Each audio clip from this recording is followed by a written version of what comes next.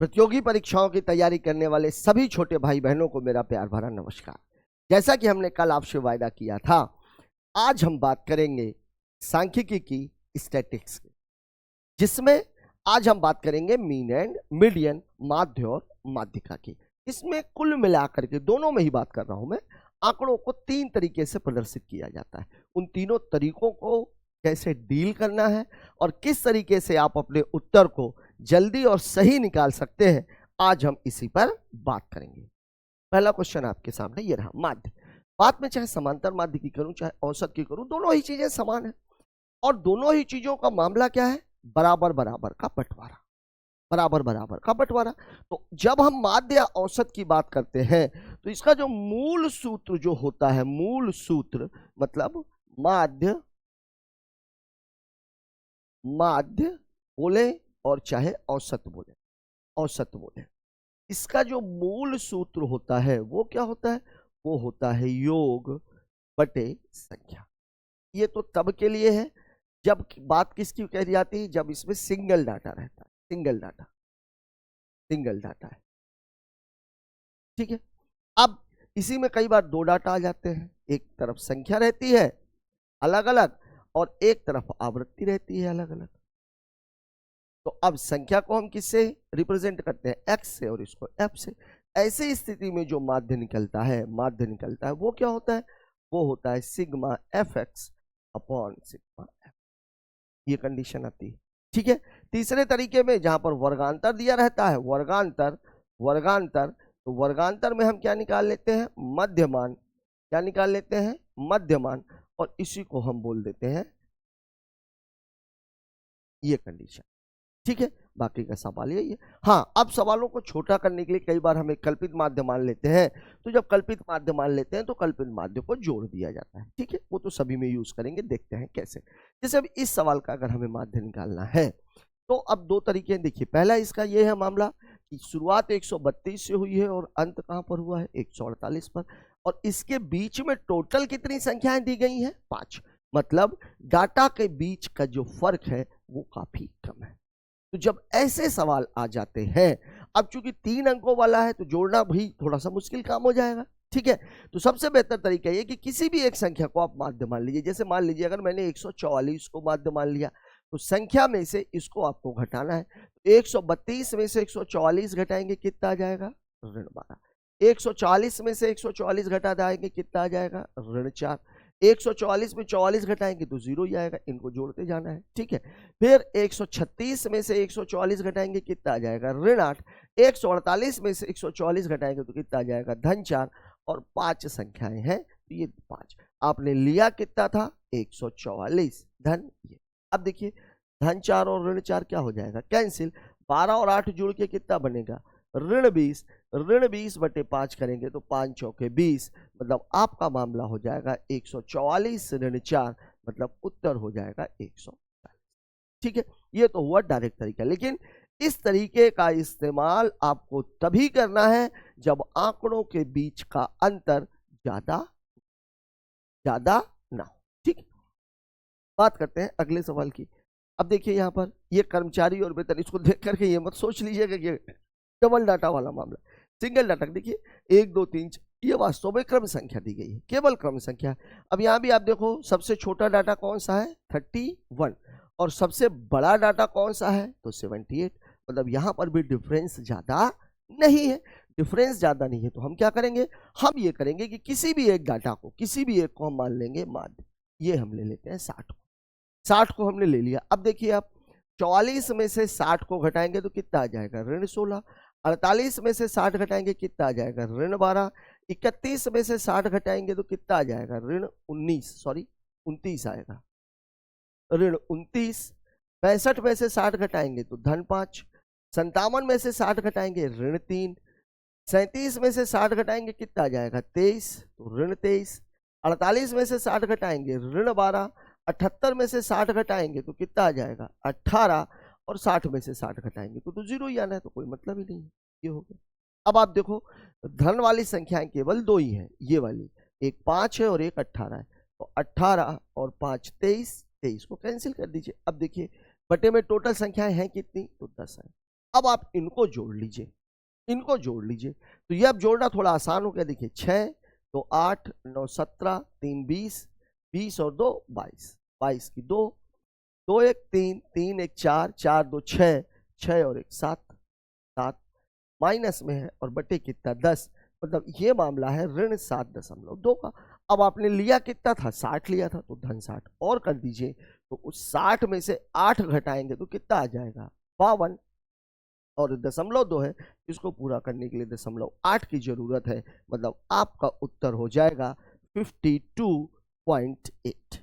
52.8 लग गया आपका सवाल। अब इस सवाल को अगर हम जोड़ने के बाद लगाते हैं तो थोड़ा सा मुश्किल हो सकता था। अब एक चीज जरूर थी कि 60 की बजाय अगर मान लीजिए मैंने 57 को ले लिया होता तो शायद हमें जोड़ घटाना और कम करना पड़ता। खैर कोई बात नहीं, ठीक है। तो इस तरीके से सवाल को लगाना है, कब, जबकि मामला कैसा हो, सिंगल डाटा वाला, सिंगल डाटा वाला।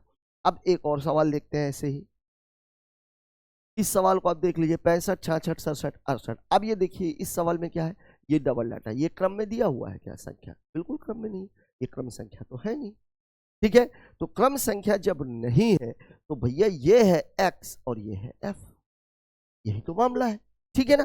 तो अब आप देखो x की वैल्यू क्या क्या दी हुई है, x की वैल्यू दी हुई है 65 66 67, कहां तक दिया हुआ है 73 तक, 68 69, ऊपर से लेते हैं इसको।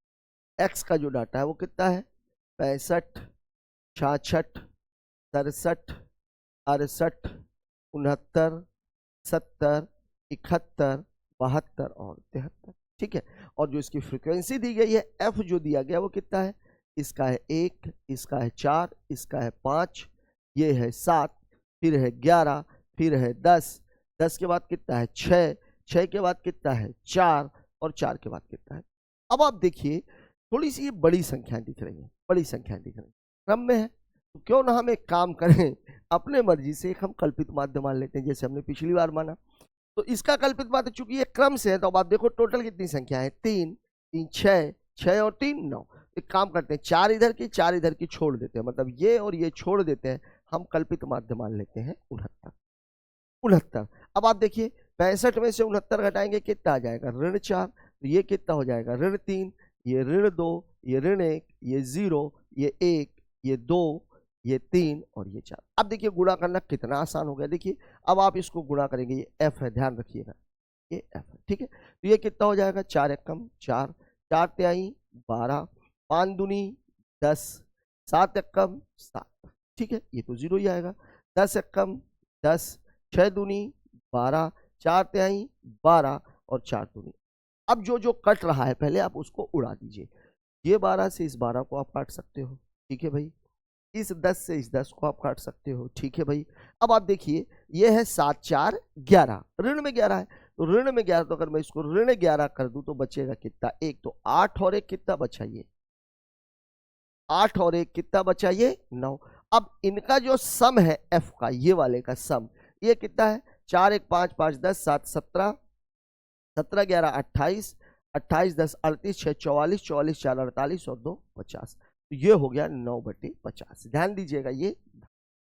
अब आपने लिया कितना था मान 69, मैं एक काम करता हूं ये 69 प्लस, अब 9 में 50 का भाग देना, 50 का भाग मतलब 2 का गुणा, मैं ये बोल रहा हूं यहां पर भी 2 का गुणा, यहां पर भी 2 का गुणा, तो ये पूरा मामला कितना हो जाएगा 18/100, और 100 को हटाएंगे तो ये दशमलव, मतलब पूरा का पूरा मामला हो जाएगा 69.18, और यही आपके सवाल का जवाब है, ठीक है। ये मैंने किया क्यों, इसको करने के पीछे का जो बेसिक सा लॉजिक है वो ये है कि कैलकुलेशन आपका इजी हो जाए। यहां भी मैं आपको बताऊं, हमारे कुछ बच्चे एक गलती करते हैं, पहले वो धन वाले को जोड़ते हैं, फिर ऋण वाले को जोड़ते हैं और फिर दोनों को घटाते हैं।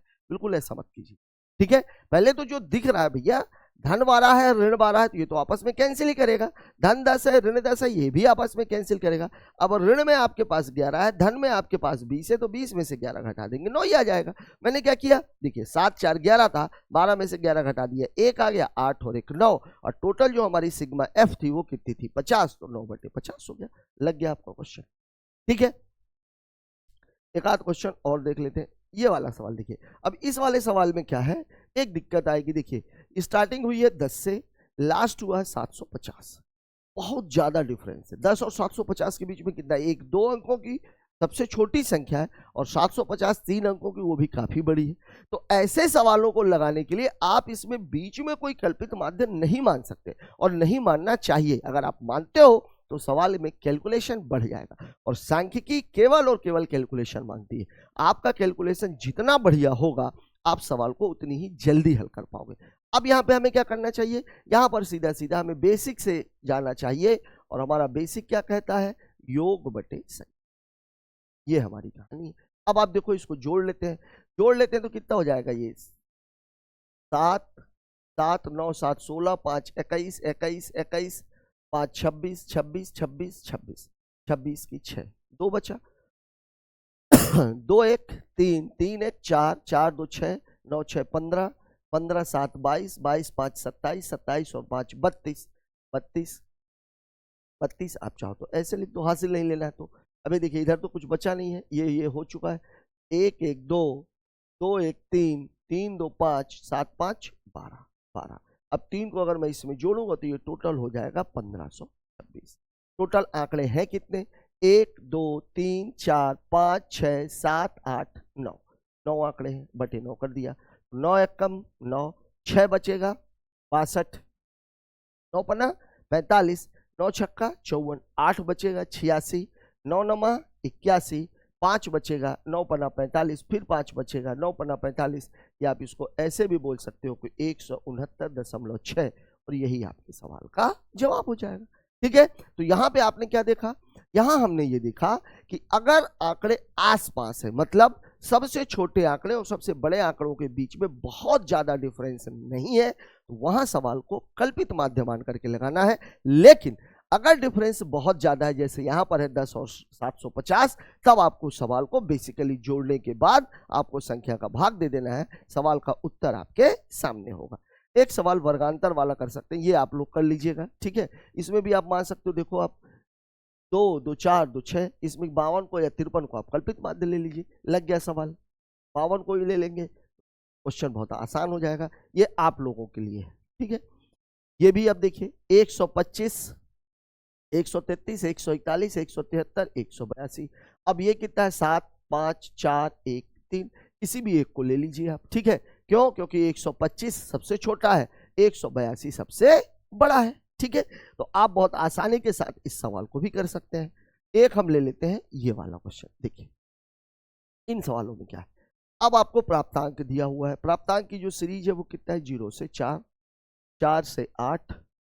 एक काम करते हैं, एक आध सवाल बड़ा सा लेते हैं, इसको लेते हैं सवाल को। देखो आप, बढ़िया सवाल है, थोड़ा सा बड़ा क्वेश्चन। देखिए वर्गांतर यहाँ पर कितना दिया हुआ है आपको, 50 से 54, 55 से 59, 60 से 64, फिर कितना दिया हुआ है 65 से 69, फिर कितना दिया हुआ है 70 से 74 और फिर दिया हुआ है 75 से 69। अब आप इसको बाद में लिखिएगा आवृत्ति को, पहले आप इसको देख लेते हैं। देखिए यहां पर आपको मिड वैल्यू निकालनी है, मिड वैल्यू, मध्यमान। मध्यमान, और मध्यमान कैसे निकलता है, इन दोनों को जोड़ करके 50 + 54 2 का भाग देना है। तो अगर आप जोड़ेंगे तो कितना आ जाएगा, ये 104 बटे 2, मतलब कितना हो जाएगा 52। वैसे भी आप देखिए 50 और 54 के बीच में 51 52 53 और, ठीक है, मध्यमान निकालने का तरीका यही होता है। अब इनके बीच का जो डिफरेंस है वो कितना है, 4 का। तो आगे मैं 4 को जोड़ता चला जाऊंगा। मध्यमान पहले वाले का निकाल लिया, पहले वाले की मिड वैल्यू कितनी है 52। अब इसमें मैं 4 जोड़ता चला जाऊंगा, मान लीजिए दशमलव में आया होता तो आपको 52 4 कितना हो जाएगा, ये 56, 56 और 4 कितना हो जाएगा 60, 60 और 4 64, 64 और 4 68, 68 और 4 छूट गया क्या,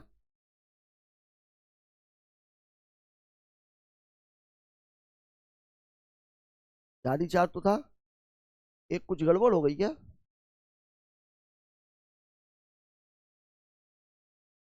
डिफरेंस तो 4 का ही है। 9 5 14, 5 5 10 और 1 11, 2 पंचे 10, 2 सत्ते 14, अच्छा 55 और 4, ओ अरे क्या गड़बड़ कर रहा हूं मैंने, सॉरी। डिफरेंस कितने का है, 4 का नहीं है, 54 से 5 का है। ये देखिए वो शुरू सीरीज उसने ये की है, ये 54 से शुरू नहीं किया है, कहाँ से शुरू किया, देखिए 50 से 54 मतलब ये 55 तक है।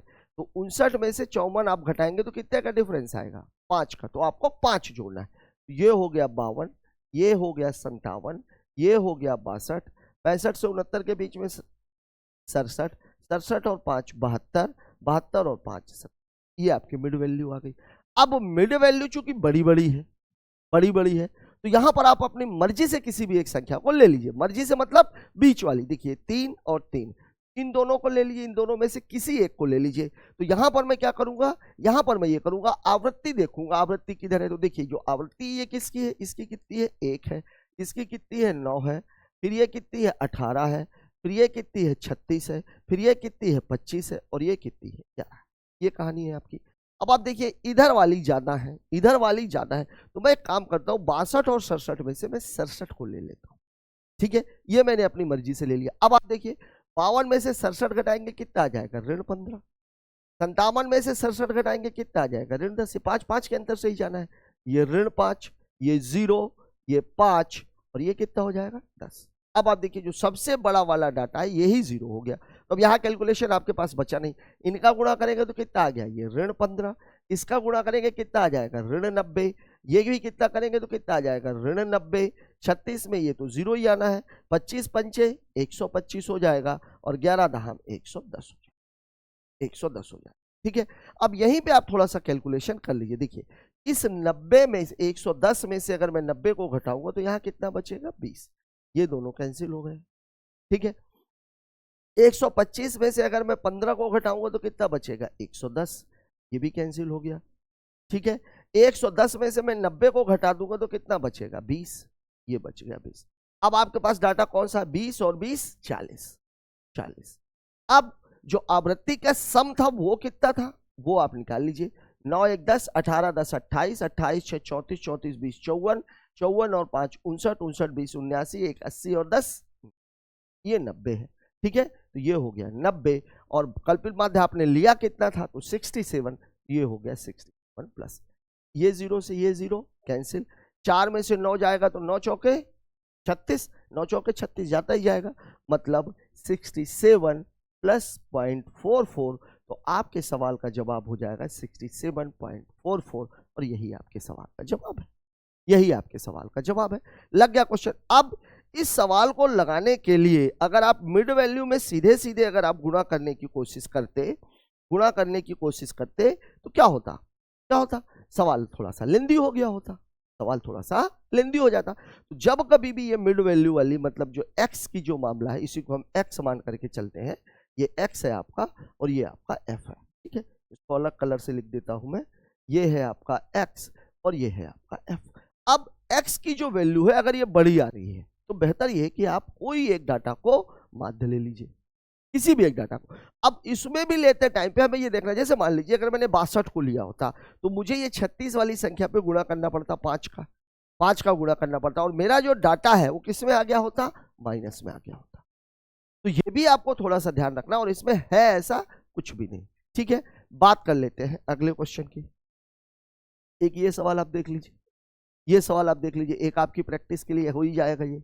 ठीक है, अब देखिए 0 से 5, 5 से 10, देखिए 5 से शुरू हो गया, डिफरेंस 5 का है, 10 में से आप 5 घटाओगे 5 ही आएगा।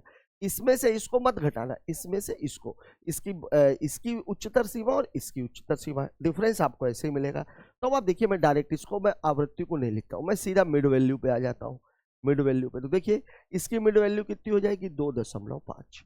अब डिफरेंस 5 का है तो अगली वाली 7.5, तो फिर अगली वाली 12.5, तो फिर अगली वाली 17.5, तो फिर अगली वाली 22.5, तो फिर अगली वाली 27.5, और फिर अगली वाली 30.